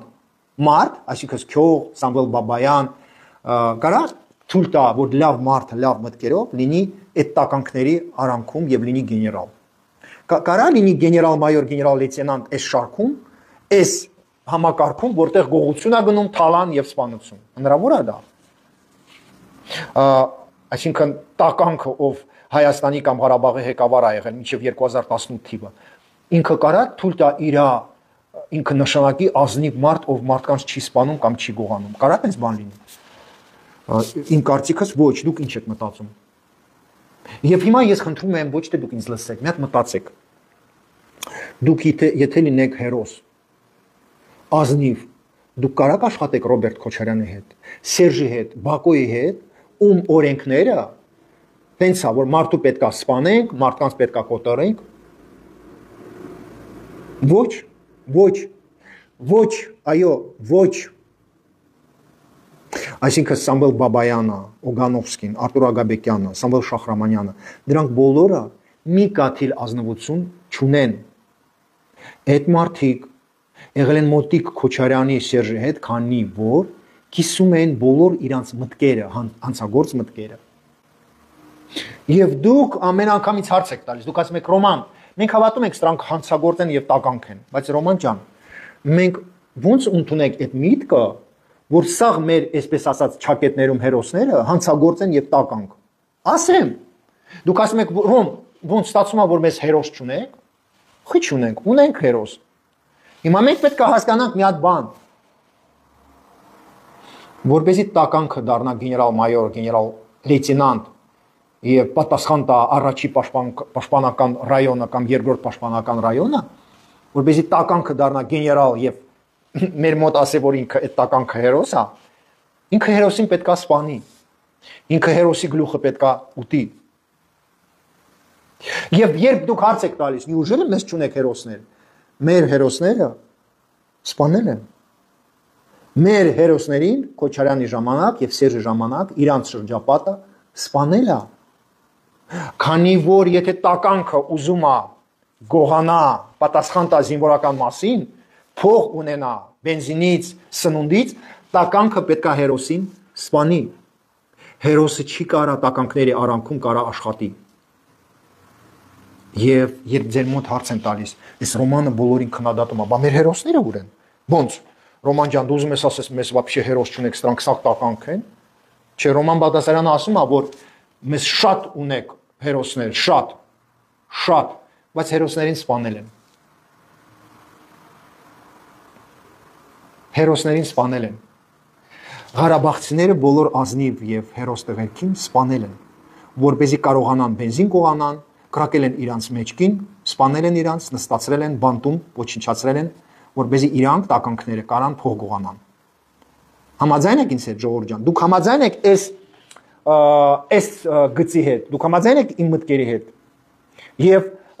դուք ստացել եք ձեր պատասխանը, ձեր հարցի պատասխանը։ Եվ մեր բոլոր հայ տղերքը, ովքեր եղել են հերոս, իրանց սպանել են ղարաբաղցիները։ Ով ասել է ինչի եք դուք բենզինը գողանում, ղարաբաղցին սպանել է Իրան։ Ով ասել է ինչի ես դու զենքը գողանում, ղարաբաղցի սպանել է Իրան։ Ով ասել է ես քոչարանական չեմ, փաշինյանական եմ, իրանց սպանել են, նաև այս վերջի 5 տարին։ Զինվորին ասել են դու փաշինյանական ես եւ ամեն ինչ արել են, որ իրան սպանեն։ Այն Ղարաբաղցին, ով ստեղ այն վատ Ղարաբաղցիների մասին եմ խոսում, նա ով խոսքը չի գնում մաքուր Ղարաբաղցիների մասին, այն Ղարաբաղցին վատ, որ հիմա քննադատում է Փաշինյանին, դրանց մեծ մասը հանցագործ են եւ սպանել են մեր զինվորներին։ Սրա մեջ չկա կասկած դաժե մի վատյան։ Ու սրա հետ է կապված, որ իրանք ինձ քննադատում են, քանի որ գիտեք ինչ, երբ հանցագործը լսում է, որ ես խոսում եմ իրանց հանցագործության մասին, ինքը վախենում է Ռոմանից։ Գիտեք, Ղարաբաղում շատ կա լրագրող։ Մենք ունեցել ենք Արցախի հեռուստատեսությունը, եթե դուք չեք մոռացել։ Եվ այսօր Հայաստանում բոլորը ասում են, որ Ռոման Բաղդասարյանի նման շատ, այսպես ասած, շատ իրան լսող, որ ինչքան շատ են լսում եւ տարածում այեթերներ, այսքան ուժեղ բլոգեր չկա, նորից եմ կրկնում, ձեր շնորհիվ է դա, ես ձեզ շնորհակալ եմ դրա համար, բայց բոլորը ֆիքսում են, որ ամենաուժեղ բլոգերը եւ լրագրողը ում խոսքը ահագին գնում է, Ռոման Բաղդասարյանն է։ Եկեք մի հատ հասկանանք, Ղարաբաղում այդքան հեռուստաալիքներում աղջիկներ են աշխատում, լրագրողներ են աշխատում։ Мы поговорим про Самвела Бабаяна. Мы поговорим сейчас, Виталий Ջան, если вы не против. Մենք անպայման իմ հարգելի Վիտալիի համար ես անպայման կխոսամ Самвел Бабаяни մասին. Եթե դուք ուզում եք, Վիտալի ջան, ես կխոսամ, потому что я вас уважаю и вам я отвечу на любой вопрос, дорогой. Հիմա անցնենք հաջորդ հարցին, որը շատ կարևոր է։ Հարգելի բարեկամներ, 44 օրվա պատերազմի ժամանակ մենք ձեզ հետ տեսանք, որ Հադրութում ադրբեջանցին սպանել է մեր պապիկին։ Մենք 44 օրվա պատերազմի ժամանակ տեսանք, որ ադրբեջանցիները բռնում են մեր պապիկներին, ծեծում են, տանջում են, սպանում են, ականջներն են կտրում։ Մենք տեսանք, որ տարան մի հատ պապիկ եւ տատիկ այնքան տանջեցին, որ իրանք բանտում մեռան Ադրբեջանում։ Եվ ես խիստ քննադատում եմ ադրբեջանցիներին եւ բոլոր մարդկանց, ովքեր տանջում են մեծ մարդկանց, պապիկներին եւ տատիկներին, քանի որ իմ սիրտս ջարդվում է, երբ ես տենում եմ, որ պապիկին, տատիկին ծեծում են։ Հիմա հարց տամ, դուք հիշում եք, որ ադրբեջանցիները ահագին պապիկ, տատիկ են բռնել Հադրութի շրջանում եւ Շուշի շրջանում, հիվանդ, թույլ պապիկ, տատիկ եւ սպանեցին, տանջեցին մեր պապիկների, տատիկներին։ Հարց եմ տալիս, դուք հիշում եք այդ կադրերը, այդ սարսափելի կադրերը, հիշում եք։ Եթե կարելի է պատասխանեք։ Դուք կարաք այդ փաստը, հա, ֆիքսեք, դուք կարաք ասեք, որ այո, Ռոման ջան, դու ճիշտ ես, որ ահագին պապիկ տատիկ Ղարաբաղում բռնել են ադրբեջանցիները, այսինքն երբ իրանք գալիս էին տներում բռնում են այդ պապիկ տատիկներին, հիվանդ մարդկանց, տանջում են, քիթն են կտրում, ականջներն են կտրում, տենց է եղել ժողովուրդ ջան։ Հիշում եք դրա մասին։ Вы помните про это, что азербайджанские войска, к сожалению, себя вели ужасно и убивали, мучили наших стариков? Դե կարելի է գրեք, արգելի իմ եղբայրներ եւ քուրեր, դուք հիշում եք այդ կադրերը, որ եւ կարաք դուք ասեք, որ այո Ռոման ջան, տենց էլ եղել է։ Սա շատ կարևոր հարց է, որը հիմա ես առաջի անգամ եմ պատմելու եթերում։ Հիմա ամեն հայ, ամեն հայուհի պետք է նաեւ հիշի, որ 35 տարի Ղարաբաղցիները նկարվում են բոլոր Ղարաբաղցիները նկարվում են Դեդեբաբ արձանի մոտ եւ գիտեք ինչ Ղարաբաղի կառավարությունը միշտ որբեզի խափի Հայաստանը, խափի Սփյուռքը, փող հավաքի Հայաստան հիմնադրամից Ղարաբաղի չինովնիկները եւ գեներալները ասում են որ մենք սիրում ենք Դեդեբաբը, մենք հարգում ենք պապիկներին, տատիկներին, որ Ղարաբաղում գիտեք ոնց են վերաբերվում տատիկ պապիկների հանդեպ։ Եվ պատկերացրեք, երբ ես քննադատում եմ Ղարաբաղի գեներալներին եւ չինովնիկներին, այսօր առաջի անգամ ես այդ թեման ուզում եմ բարձրանացնեմ։ Եթե դուք, հարգելի բարեկամներ, ասում եք, որ դուք ինձ նման հիշում եք, ոնց են տանջում մեր պապիկներին եւ տատիկներին, եւ եթե դուք ինձ նման լացում եք եւ տեսնում եք ոնց են տանջում այդ պապիկներին ադրբեջանցիները, դուք ինչի ինձ նման հարց չեք տալիս։ Դուք ձեր տներում նստած, ինչի ինձ նման հարց չեք տալիս։ Բայց դուք ոնց եք Ղարաբաղցիներ 1000 ավտոներով առաջի օրն է փախել ու դուք չեք հանել պապիկ տատիկներին։ Հարգելի հետևորդ, եղբայրներ եւ քույրեր, խնդրում եմ դուք ձեզ հարց տվեք։ Ինչու Ղարաբաղցիները չեն հանել տատիկներին եւ պապիկներին։ Виталий Меликян, напоминаю, в Гадруте в начале октября 2020 года азербайджанские войска закрыли шарфом старика Карабахского и молодого солдата и расстреляли. Это видео видели все. Вы видели, дорогие подписчики, Харгели Карабахцин, Виталий Меликян, асмайнка чихищем тензбанер. Напоминаю, уважаемый Виталий, что азербайджанцы захватили мужика больного. 18-20 человек. Эти видео есть, я тебе вышлю после эфира, дорогой. После эфира я тебе вышлю. И издевались над стариком. Они отвезли старика, старушку в Азербайджан, и потом Армения вернула трупы замученных стариков. Огромное количество больных стариков попало в плен к азербайджанцам или от издевательств умерли. Виталий, как ты можешь не помнить это? Он сказал, я тебе все видео вышлю издевательств. Այսօր ամեն մարդ պետք է ֆիքսի, որ Ղարաբաղի չինովնիկները եւ գեներալները մեզնից փողեր են փոկել։ Ամեն տարի Ամերիկայի հայերին, Եվրոպայի հայերին ասել իբր Ղարաբաղցին հարգում է պապիկին եւ տատիկին։ Եվ եկեք հարցնանք մենք բոլորս։ Դուք հարգելի Ղարաբաղցիներ, դուք գտնում եք, որ սա նորմալ է, որ տատիկին պապիկին դուք չեք հանել տնից, ադրբեջանցին իրան բռնում է եւ ծեծում է։ Դուք գտնում եք, որ ձեդը բապ արձանը, որտեղ դուք նկարվում եք 35 տարի, ասում եք, գիտեք ոնց եք մենք հարգում պապիկներին, տատիկներին։ Դուք հարսանիքներում նստել եք, ասել եք, տատիկ պապիկը գիտես ինչ կարևոր մարդ է մեր ընտանիքում։ Մեր քաղցր տատիկները եւ պապիկները։ Դուք ոնց եք 35 տարի կենացներ բարձրացնում տատիկ պապիկի համար եւ սաղ տատիկներին, պապիկներին թողնում, որ ադրբեջանցիները բռնեն եւ տանջեն։ Եթե ես սխալ եմ, ասեք ես սխալ եմ, ժողովուրդ ջան։ Ինչից եմ նեղանում մարդիկ։ Բայց մենք այդ ձևի եք վերաբերվում պապիկի տատիկի հանդեպ եւ այն բոլոր վիդեոները որտեղ մենք տենում ենք որ ադրբեջանցիները նորից են կրկնում այն զինվորը ով լինի ադրբեջանցի ռուս հիմա ռուսներն են նույն բաները անում ռուսների մեջ էլ չկա մարդկություն դուք գիտեք որ այս մեղքը մեզ վրա է Կարինե ջան Արմեն ջան Ժաննա ջան Միքայել ջան այս մեղքը Ղարաբաղի չինովնիկների վրա է Սամվել Շախրամանյանը տականքը Սամվել Շախրամանյան, դուք պետք է ամաչելուս մերն ես տղա ջան, դու եղել ես ԱԱՑ-ի պետ, դու պրեզիդենտ ես եղել, դու Սամվել Շախրամանյան, դու ամաչում ես, երբ տենում ես, որ մեր պապիկները ոնց են տանջում ադրբեջանցի զինվորները։ Դու Սամվել Շախրամանյան գտնում ես, որ դու Ղարաբաղցիները պետք է չհանեիք այդ պապիկներին, տատիկներին։ Բայց դուք հարգելի բարեկամներ, երբ դուք տենում եք, որ ադրբեջանցին գալիս է, наступает, вот как вы считаете? Դուք ոնց եք գտնում Արցախի պաշտպանության բանակը պետք է իմանա պլան լինի որ հանի այդ պապիկներին вот друзья мои դուք ոնց եք գտնում Ղարաբաղցի տղերքը պետք է փախնեին հազարներով առաջի օրերը թե մտածեն բա մեր պապիկները տատիկները ով է հանելու բա այդ պապիկները տատիկները իրանց տղերքը եղել են Ռուսաստանում հիվանդ տատիկ պապիկ են եղել ձեր մոտ հարգելի Ղարաբաղցիներ ձեր մոտ եղել է ցուցակը Սաղ տատիկների, պապիկները, դուք իմանալով, որ պատերազմ է սկսում, եւ կարող է ադրբեջանցին գրավի այս գյուղը, այն գյուղը, դուք չեք հանում հիվանդ պապիկին, տատիկին։ Դուք առաջի օրերը սաղ հայ ազգը տեսել է, փախնում եք Հայաստան, բայց դուք ասում եք, որ դուք տանձով տղերք եք, բայց տանձով տղան 35 տարի կենացները բարձրացնում, որ տատիկի, պապիկի համար մենք կյանք կտանք։ Բայց դու 35 տարի կենաց ես բարձրացնում, տատիկին, պապիկին թողել ես, որ ադրբեջանցին բռնի։ Երբ դու փախել ես երկրորդ օրը Հայաստան եւ հիմա դու ինձ քննադատում ես տարբեր համակարգից, ինչ որ եվրейский բլոգեր պոստագրում Ռոմանի մասին եւ Ղարաբաղցիները լայք են դնում։ Այդ որ Ղարաբաղցիներն են լայք դնում, ովքեր իրանց պապիկին, տատիկին թողել են եւ սաղ աշխարհը ասում է, էսա Ղարաբաղի հայերը, իրանց տատիկին, պապիկին չեն հանել, թույլ են տվել, որ ադրբեջանցին սպանի, հա։ Դուք եք իմ հանդեպ լայքեր դնում, կոմենտներ գրում, ուրախանում, երբ ինձ ինչ որ մեկը սպառնում է, հարգելիներս։ Իմ հետևից Աստված կայնացա, քանի որ ես մենակ խոսում եմ հանցագործների մասին։ Իսկ դուք, երբ թողել եք պապիկին, տատիկին, մենակ ու փախել ավտոյով, դուք հանցագործ եք։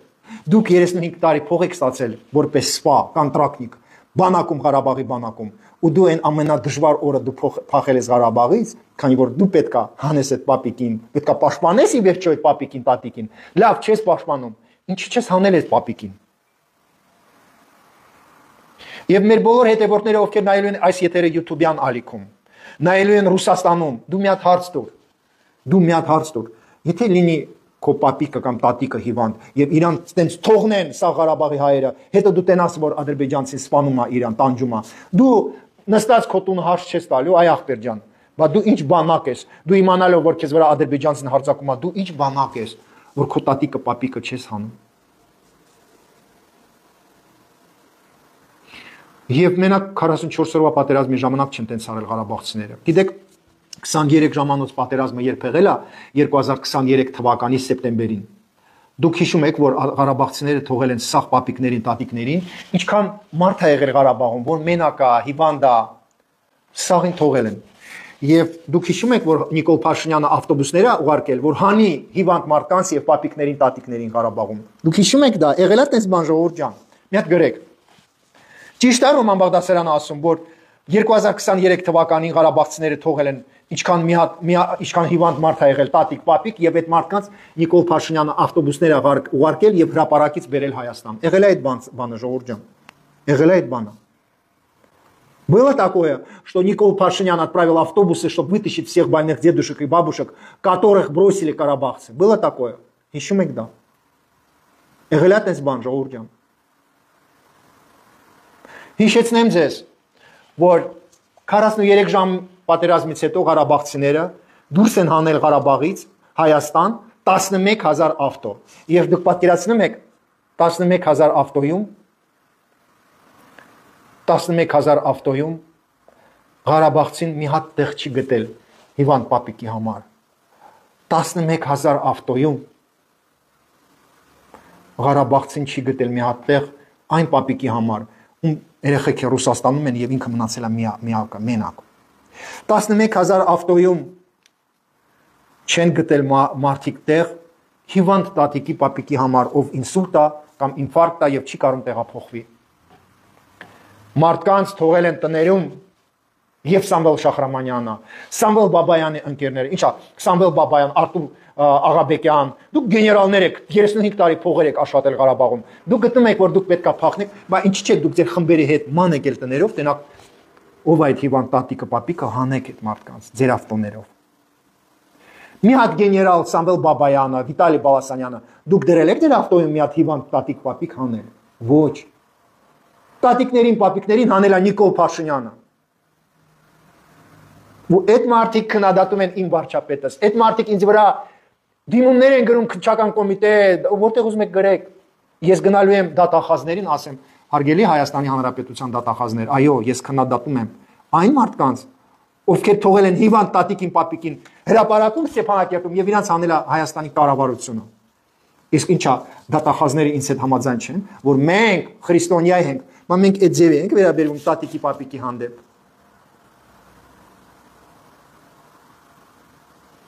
Абрахам ինչի յուղ են բարում։ Չես կարում գրես, ты считаешь, что бабушек и дедушек надо было оставить? Ու այսօր մենք պետքա ֆիքսենք, հենց նես չեմ ասում, որ Ղարաբաղում մարդիկ չեն հարգում տատիկներին եւ պապիկներին, իսկ այն մարդիկ, ովքեր չեն գնահատում տատիկներին, պապիկներին, այն մարդիկ, ովքեր թողնում են տատիկին, պապիկին հիվանդ, մենակ ու փախնում, դրանք արժանի չեն Ղարաբաղում ապրեն, դրանք տականք են։ Կոնկրետ այն մարդիկ, потому что այնտեղ մարդ ա եղել, որ լավ Ղարաբաղցի եղել, որ ովքեր հանել է տատիկին, պապիկին, բայց այն Ղարաբաղցիները, ովքեր ավտոյում իրանց տեղ ա եղել եւ իրանց հիվանդ հարևան տատիկին, պապիկին չեն անել, իրանք տականք են։ Եվ այդ հարցը ես տալիս եմ բոլոր Հայաստանի Հանրապետության քաղաքացիներին եւ այն հայերին, ովքեր նայում են իմ եթերս։ Եղբայրներ եւ քույրեր, ինչ բառ կարա գրեք այն մարդկանց մասին, ովքեր թողել են մեր տատիկներին, պապիկներին, որ 44 օրվա պատերազմի ժամանակ սպանեն ադրբեջանցիները, եւ ինչ խոսք կարաք դուք գրեք այն մարդկանց մասին, ովքեր թողել են հիվանդ տատիկներին եւ պապիկներին, թողել են գնացել ու հրապարակում տներում մնացել են այդ մարդիկ։ Ինչ խոսք կարանք մենք գրենք այն մարդկանց մասին, ովքեր թողել են հիվանդ տատիկներին եւ պապիկներին։ Խնդրում եմ, դուք ձեր սրտանց ընտրեք այդ խոսքը ու գրեք իմ եթերում։ Թող ամբարձումը կարդա, ինչ ա мտածում հայ ժողովուրդը։ Какое слово вы, кто смотрит этот эфир в Ютубе, пожалуйста, напишите, как вы называете людей, у которых есть место в машине, и они не вытаскивают больного дедушку и больную бабушку, которых потом ловят азербайджанцы, избивают и убивают. Кто эти люди, которые не уважают старших? Кто эти люди, которые бросили больную соседку и старика и получают тут компенсацию и еще критикуют меня? Кто эти люди? Գրեք բառը։ Ովքեր են այդ մարդիկ? Ովքեր թողնում են իրանց պապիկին, տատիկին, որ ադրբեջանցին սպանի, կամ էլ թողում են հրապարակում, որ կառավարությունը գնա ավտոբուսներով հանի։ Но, Виталий, дорогой Виталий, уважаемый Виталий, мною уважаемый арцахец, честный, порядочный арцахец, дай Бог тебе и твоим членам семьи здоровья, я говорю искренне. Виталий, как карабахец, ты согласен, да, что, согласись, уважаемый Виталий, согласись, армия обороны Арцаха должна иметь план. Если азербайджанские войска наступают на армянские села, речь идет о 30 селах Гадрутского района. Артур Агабекян бегал, панику разводил. Артур Агабекян, почему ты не вытаскиваешь больных стариков, если ты хороший патриот? Почему, ребят, я хочу на русском сказать, вы считаете, что 35 лет у армии обороны Арцаха не должен был быть план эвакуировать стариков, одиноких и бабушек? Разве я не прав? Те карабахцы, которые бесятся, что я говорю правду. А бывает такое, что ты на минуту думаешь, может быть, Рома прав? Почему так сложно? Ну, Виталий, скажи, разве я не прав, что у армии обороны Арцаха должен быть план эвакуации стариков? Согласись, дорогой, пожалуйста, согласись, спасибо. Спасибо. Потому что, знаете, понимаете, երբ դու մեծանում ես եւ այո Ղարաբաղում եղել են մարդիկ, ում երեխեքը Ռուսաստան են եղել, հասկանում եք, պատերազմը սկսել է, իրանց երեխան Ռուսաստան է։ Այսինքն այդտեղ ժամերի գործը, այսինքն ադրբեջանցին շատ շուտ էր գալիս։ Были люди, у которых дети были в России, их старики больные были в Карабахе. У вас должен был быть список всех больных людей, армии обороны Арцаха. Быстро их вытаскивать, но все должны зафиксировать, что карабахцы, которые меня критикуют, уехали на машине, бросив своих больных стариков. У карабахцին ով չի հարգում իր տատիկին, պապիկին, ավտոյով փախել է Ղարաբաղից, նա իրավունք չունի ոչ մի համացանցում ինձ քննադատի։ Քանի որ ես միշտ օգնել եմ եւ ղարաբաղցիներին եւ օգնելու եմ, ես միշտ սիրել եմ ազնիվ ղարաբաղցիներին եւ Հայաստանում ես օգնել եմ 1500 ընտանիքի։ Մեր եւ դրանցից 200 ընտանիքը ղարաբաղցի ընտանիքներն են։ Բայց ես միշտ սիրել եմ երեխեքին եւ մեծերին։ Ես միշտ խղճում եմ երեխաներին, հիվանդներին, ինվալիդներին եւ մեծերին։ Քանի որ եթե մենք ասում ենք մենք հավատում ենք Աստծուն, մենք չենք կարա այս ձևի անմարտկային վերաբերվենք մեր պապիկների եւ տատիկների հանդեպ։ Մենք 11 միլիոն հայ այսքան փող եք տվել ղարաբաղցիներին, որ դուք կռվի ժամանակ թույլ տաս, որ ադրբեջանցին բռնի այդ պապիկին ծեծի եւ մենք լացենք, մենք լացում ենք։ Ես ուզում եմ հասկանամ, մի հատ հարց տամ, հարգելի բարեկամներ, երբ դուք տեսաք, որ պապիկին ծեծում են ադրբեջանցիները, քաշքաշում են այս ձևի, դուք ինչ եք զգում, մի հատ գրեք, ինչ եք դուք զգում, երբ տենում եք, որ ադրբեջանցի զինվորը 20 հոգով ծեծում են պապիկին կամ սպանում են, ինչ եք դուք զգում։ Դուք գրեք ձեր խոսքերը, ես գրեմ իմաս։ Ես ինքս լացում եի, ես չէի կարող գիշերը քնել։ Եվ նաև ես հիվանդացել եմ պատերազմից հետո, նաև այդ կադրերից։ Երբ ես տենում եմ, որ պապիկին, տատիկին ես նորից եմ կրկնում, որ այն ադրբեջանցին, ով ծեծում է պապիկին, ինքը տականք է։ Տականք է նաև ռուսը, եւ բոլորն են տականք։ Նաև Ղարաբաղյան պատերազմի ժամանակ եթե ինչ-որ հայ ծեծել է կամ սպանել է տատիկին, պապիկին, ինքն էլ է տականք։ Я хочу на русском тоже сказать. Любой солдат азербайджанский, армянский или русский, который издевается над стариком, 20 молодых парней издеваются над стариком, это позор. Позор. Потому что старик, он немощный. Старик, он немощный. Какая бы ни была жестокая война. Бить немощного старика и старушку – это не героизм, это не доблесть, это не смелость. Бить женщину, бить старика, бить ребенка – это не смелость. Это касается всех, чтобы азербайджанцы не думали, что я только их критикую. Գրեք, ինչ եք դուք զգացել, երբ տեսել եք այս ձևի սպանում են մեր պապիկներին։ Ցավ եք, չէ՞ դուք զգացել, ցավ։ Ցավ։ Եվ եթե մենք 35 տարի այսքան մեզնից փոխել եք Ղարաբաղցիներին փող եք տվել, արգելի Ղարաբաղցիներ, դուք պետքա թույլ չտայեք, որ այդ տատիկներին, պապիկներին բռնեն ու ծեծեն ու սպանեն։ Դուք պետքա թույլ չտայեք դա։ Ձեր պատասխանության տակ են այդ մարդիկ։ Вы ответственны за детей, женщин и стариков.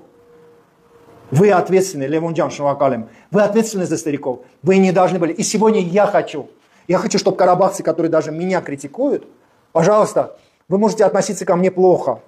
но вы не имеете права относиться плохо к христианским ценностям. Потому что, господа карабахцы, у вас в Карабахе было 1500 церквей и хачкаров. Ты можешь ненавидеть меня, ты можешь плохо ко мне относиться, но ты не можешь говорить, что там, где есть 1500 церквей, может быть такое уродливое отношение к взрослым, такое уродливое моральное отношение к старикам. И я говорю и отвечаю за свои слова. Тот, кто мог вытащить в машине стариков, мог вытащить из села стариков и не сделал этого, тот, кто убежал из Карабаха, забыв про немощных стариков, он никогда не будет счастлив. Դու չես լինելու երջանիկ։ Նա ով ուժեղ տղա է կամ կին է ու կարա օգնի հիվանդ մարդուն, մեծ մարդուն ու չի անում դա, դու չես լինելու երջանիկ Հայաստանում։ Դու չես լինելու երջանիկ։ Ով ուզում է լինի ղեկավար, դու չես լինելու երջանիկ։ Ու ես ուզում եմ ասեմ, որ ամենամեծ մեղքը ոչ թե ժողովրդի մեջ է, то есть вы должны понимать, как бы мы ни критиковали людей, Виталий Джан, я тебе тоже хочу сказать, 99% вины это не простые карабахцы виноваты, а руководство. Простой карабахец, знаете, мы можем говорить, что простые карабахцы бессовестные, такие-сякие, но не надо забывать, что простыми карабахцами руководит Самвел Шахраманян, Артур Агабекян, Самвел Бабаян. Да, Самвел Бабаян. Когда тебе надо делать митинги, ты 200 человек собираешь. Взял бы 200 человек, сказал бы, Самвел Бабаян говорит, «Ինձ թույլ չեն տվել, որ ես կրվեմ, քեզ թույլ չեն տվել, որ գնաս հիվանդ տատիկներին հանես»։ Բայց Самвел Բաբայան 5 մատիտ նման ճանաչում ես Ղարաբաղը, քեզ թույլ չեն տվել մտնես գյուղերը գոնե այդ հիվանդ տատիկներին հանես։ Понимаешь, Виталий, когда вот ты говоришь, какие претензии могут быть Самвелу Бабаяну, хорошо, кто запрещал зайти в село и вытащить больную бабушку? Никто не запрещал. Никто. И да, самая большая ответственность за это на руководстве Карабаха и на их чиновниках, друзья мои. Они не хорошие люди. Ով նայում է իմ եթերս, բախ չունի դու ոնց ես չեմ ասում հիմա քննադատում եմ Ղարաբաղյան կլանը, քանի որ իրանք Փաշինյանի դեմ են, չէ։ Ես ուղղակի ուզում եմ ֆիքսեմ, որ այն մարդիկ, ովքեր այս ձևի վերաբերմունք են ցուցաբերում տատիկների, պապիկների հանդեպ հիվանդ,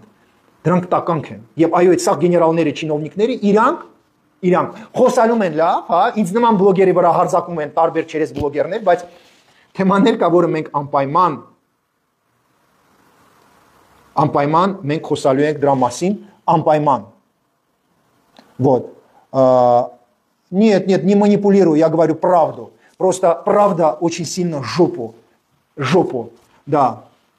проникает. Может быть, поэтому амбарцум тебе больно слышать. Почему? Манипулирую. Я говорю правду. Что, не хочешь поговорить на эту тему? А вы именем дедушки и бабушки, деде баб Арзанов, дук mēs թալանում եք 35 տարի։ Դուք նկարներ եք ցույց տալիս, որ փող հավաքեք, Հայաստան հիմնադրամը ուղարկեք, տեն մեկ տատիկ պապիկների համար ջրամբար եք սարքում, ճանապարհներ եք սարքում։ Вот отношение к старикам. Вот отношение к старикам. Вот отношение к старикам. Այսօրվա եթերը վերջացնենք։ Ես նորից ուզում եմ կրկնել, որ պայքարը չի լինում հեշտ։ Борьба не может быть легкой. И любая борьба имеет препятствия. Клевета, наговоры, вранье. Знаете, я никогда не думал, что наш путь может быть легким. Никогда. Ես չեմ մտածել, որ այս ճանապարհը կարող է լինի հեշտ։ Եվ երբ դու անցնում ես ճանապարհ, հա, այդ ճանապարհի ժամանակ լինում է եւ անձրև, եւ ձուն, եւ շատ շոկ է լինում, հա,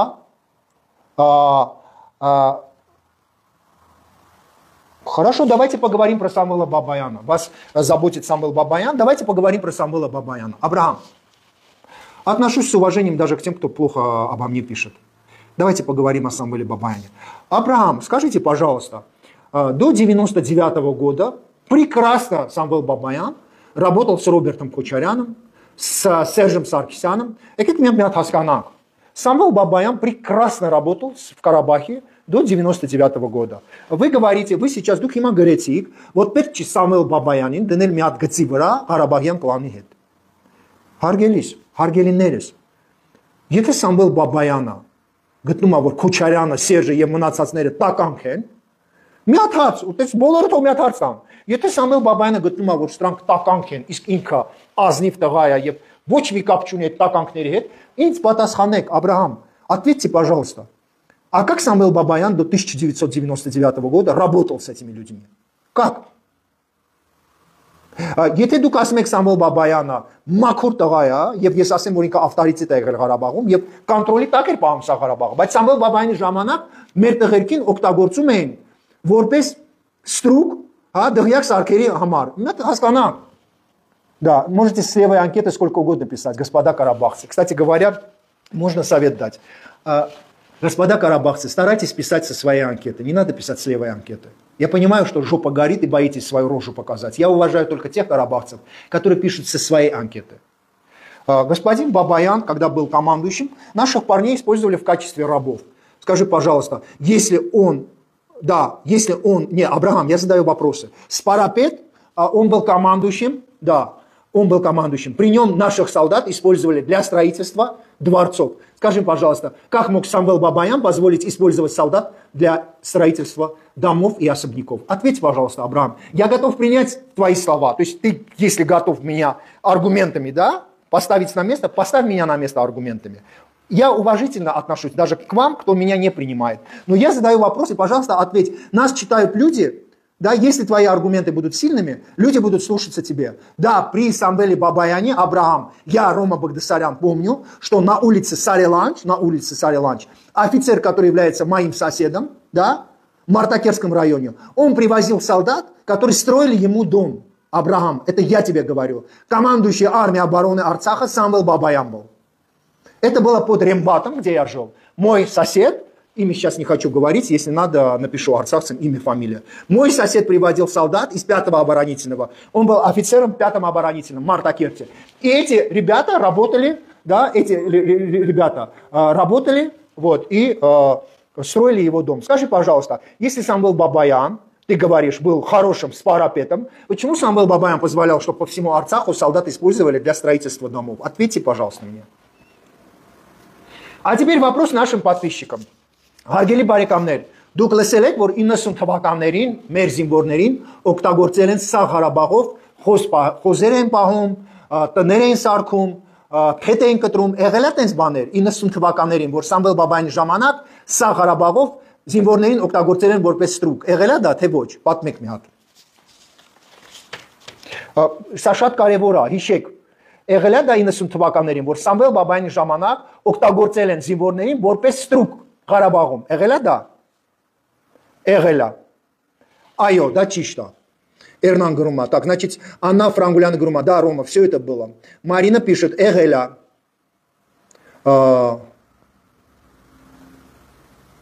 Այո, եղել է։ Лариса, здравствуйте.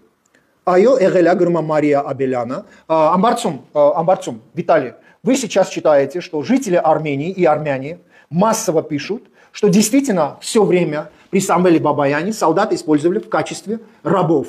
Сусана Авакян говорит, айо եղել է Самвел Բաբայանի ժամանակ.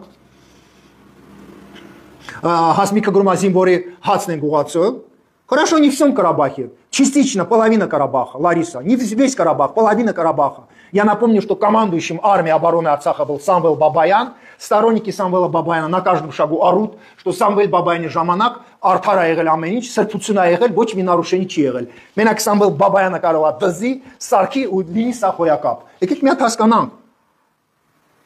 Да, Виталий, он был в Мартакерском районе, 5-й оборонительный район. Из 5-го оборонительного района мой сосед, и вся моя улица может подтвердить, вся улица, что он привозил парней и строил свой дом. Цехайн Сарком, они давали им тарелку из супа, ребят, тарелку супа. При Самвеле Бабаяне это было.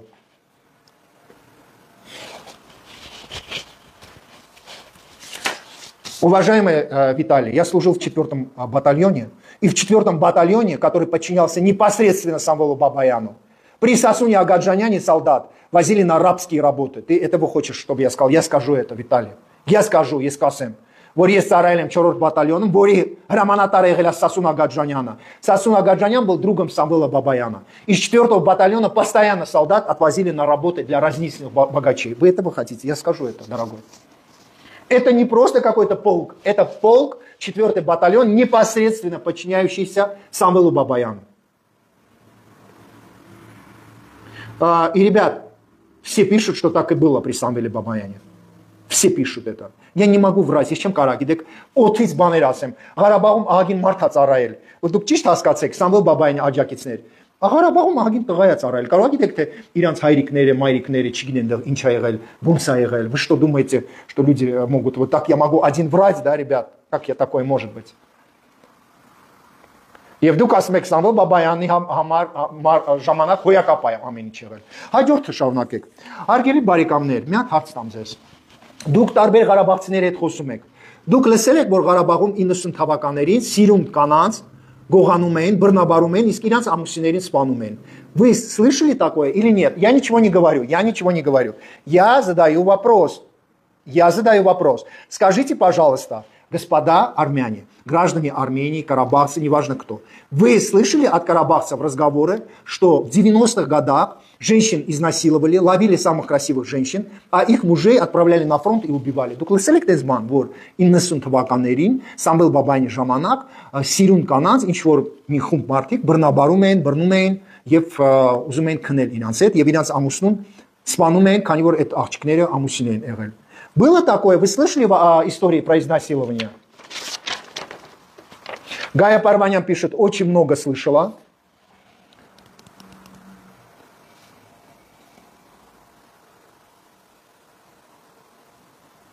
Лилит Газарян пишет, слышали, про Бабаяна тоже говорили. Эрна Аветյանը գրում է, եթե այդքան լավ էր ծառայությունը Արցախում, ինչի համար էին ծնողները լացում, որ երբ երեխեքը այնտեղ էին ընկնում։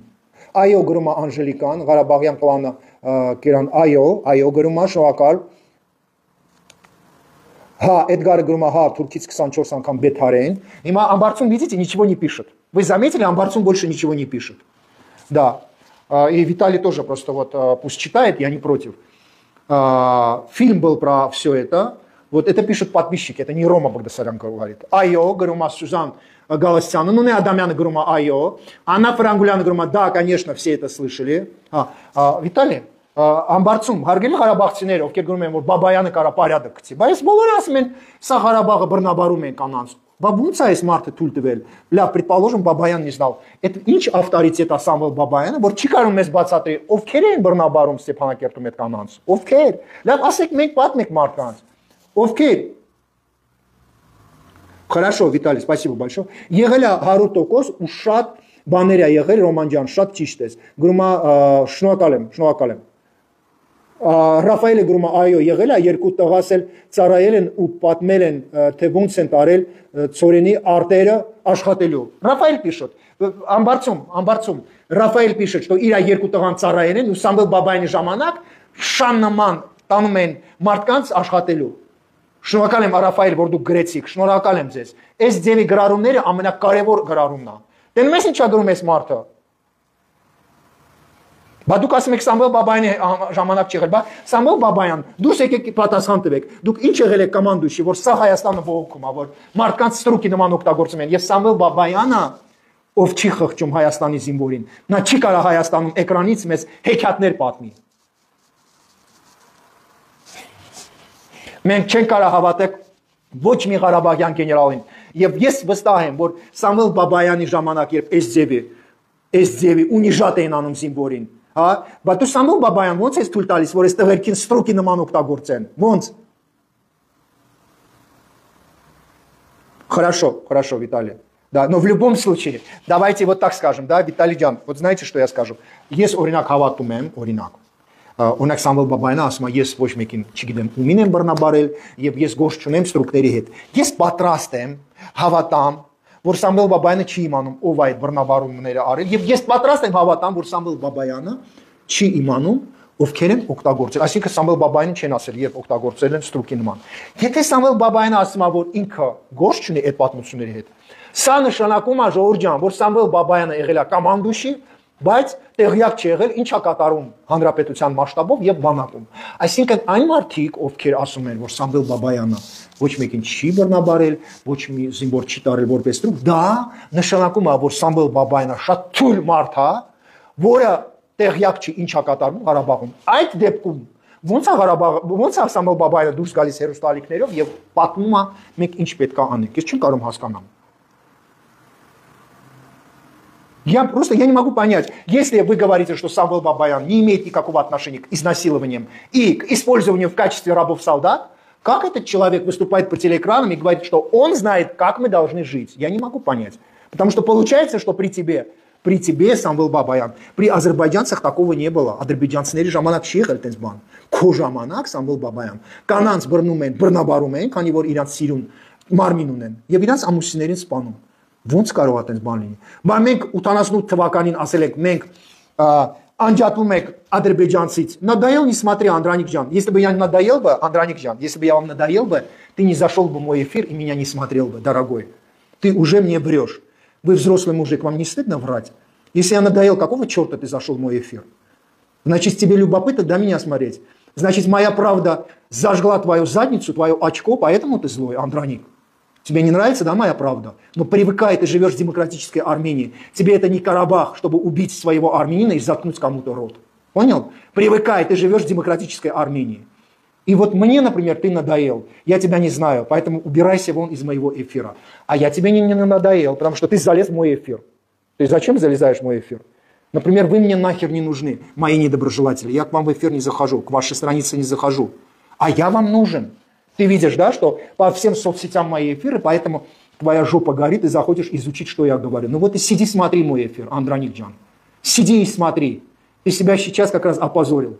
Ты хотя бы раз ты крыса, Андраник Джан, тихо молча смотри мой эфир. Но ты такая злая крыса, что от своей злости ты даже написал что-то. Видишь? Крысы тоже или бывают. Есть крыса терпеливая, а есть крысы такие, как ты, злые. Поэтому молодец. И я тоже молодец, что довожу тебя до этой точки кипения. Էսքանը ժողովուրդ ջան, խնդրում եմ կիսվեք եթերով, ես շատ եմ խնդրում կիսվեք, քանի որ ես պետքա դուրս գայի եթեր 9:30, մի քիչ շուտ եկա, քանի որ արտասահմանից հյուրեր ունեմ, պետքա գնամ հանդիպման ռեստորան, խնդրում եմ կիսվեք, նորից բոլոր մեր լավ ղարաբաղցիներին, ամենալավն եմ ցանկանում, սիրում եմ հարգում եմ լավ ղարաբաղցիներին, ազնիվ ղարաբաղցիներին եւ